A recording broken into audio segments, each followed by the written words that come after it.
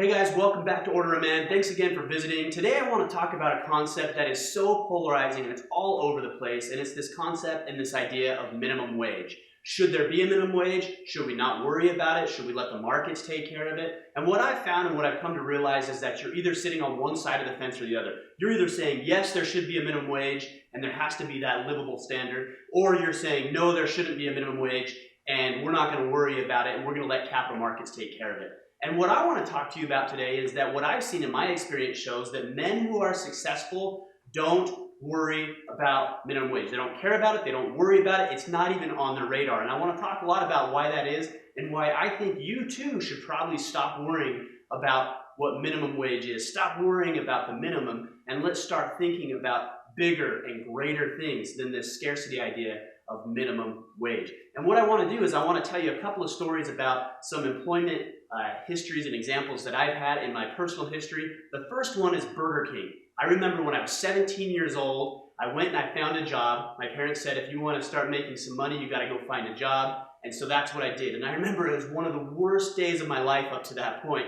I searched everywhere. I drove all over town. I turned in application after application after application. And I finally got a job at Burger King. And I looked this up as I was preparing for this video, and I made $5.15. That was minimum wage at the time. And I remember that I hated every minute of it, but rather than complain about what Burger King was willing to pay me, I actually ended up quitting. And I'll tie that in and tell you why that's important in this conversation. But it makes me think of this concept of some things that we just know are beyond our control. For example, a lion. You don't get upset that a lion has sharp teeth.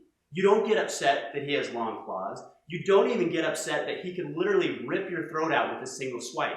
And the reason you don't get upset is because you've accepted the reality that a lion is a lion and you have no power to be able to change the nature of that lion. So rather than worrying about changing the nature of the lion, we just learn to stay away from it because it can kill us. Now, it's no different when it comes to employment. Now, I think that when people enter into an employment contract or an agreement, and they're both agreeing parties, if one party agrees that I will do X, I will work and do these things, and the other party says, if you do those things, I will pay you, we have no right to get upset when that employer pays us what we said we would be willing to work for. And what happens is we try to change the nature of things, and we try to bully, and we try to coerce, and we try to push, rather than just learning to avoid or work past the situation. Now, I'll give you another example. When I was in college, I found a job at a shoe store. And I went to work for that shoe store, again, making minimum wage. And I worked there for a couple of months, and I realized that I just couldn't make a living doing this. So what I did is I went to the district manager, and I'll never forget him, and I'll never forget this conversation. And I looked at him and I said, I need a raise or I'm quitting. And his answer, again, I will never forget. He looked me straight in the eye and he said, bye. I want you to know it's over. Well, bye. And that was not what I was expecting. And so I did what any self-respecting man would do when somebody calls his bluff. I backpedaled and I backpedaled. And I was able to keep my job at minimum wage. But what ended up happening is that 6 months later, I ended up managing that store, making 6 times what minimum wage was.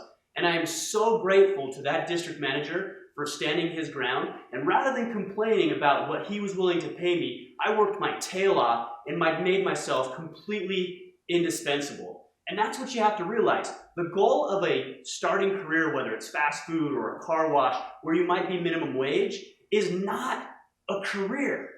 The goal is to use it as a launching point to get to where you want to be, to get to a position where you want to be. So I think we as men should stop worrying about minimum wage, stop worrying about scarcity. Instead, let's focus on maximum. What is the maximum value that I can create?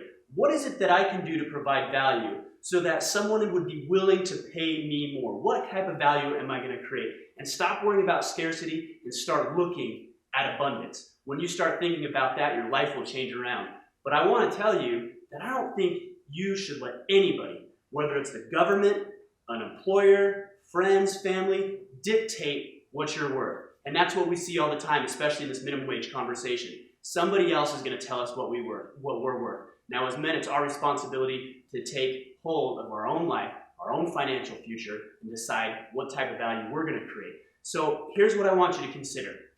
If you spent just as much time, and the nation spent just as much time worrying about the solution to the problem rather than the problem itself, and we focused more on how to create value, and we focused more on how we could make more money, and we focused on how we could develop the skill sets to make the kind of money we want to make, to live the life we want to live, to support our family the way that they deserve to be supported, we would be in a completely different situation. All right, guys, that's it for today. Until next week, it's time for us to man up and become the men we were meant to be.